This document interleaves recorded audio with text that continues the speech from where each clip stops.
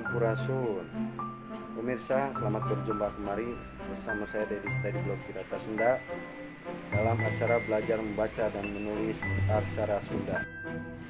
Pada edisi kali ini saya akan menerangkan mengenai tanda baca Panyuku, ya pemirsa, yaitu untuk membedakan bunyi huruf U. Pemirsa, coba perhatikan, ini adalah tanda baca aksara Sunda Panyuku, yaitu untuk membedakan bunyi U ya pemirsa. Seperti ini. Ini adalah aksara Sunda Ba ya. Aksara Sunda Ba ini kalau ada tanda Panyuku seperti ini di bawahnya. Di bawah posisinya pemirsa. Seperti ini. Ini Ba ya. Kalau ada tanda baca Panyuku ini seperti ini. Ini dibacanya menjadi Bu ya. Jadi Panyuku untuk membedakan bunyi U. Nah, ini aksara Sunda K ya pemirsa, huruf K. Nah, kalau K ini ada tanda baca Panyuku di bawahnya seperti ini. Ini dibacanya bukan K tetapi Ku ya pemirsa.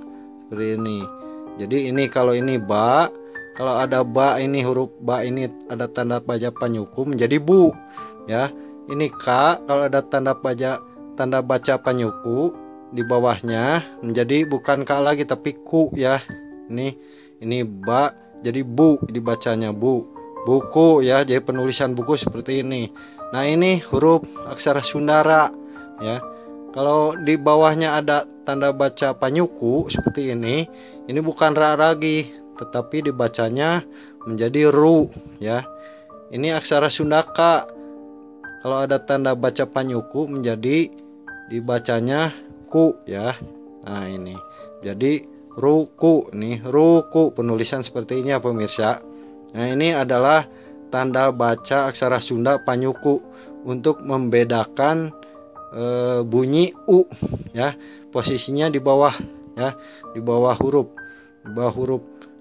ya, di bawah huruf. Jadi ini adalah dibacanya bukan Ba tapi Bu ya. Ini K bukan K tapi Ku.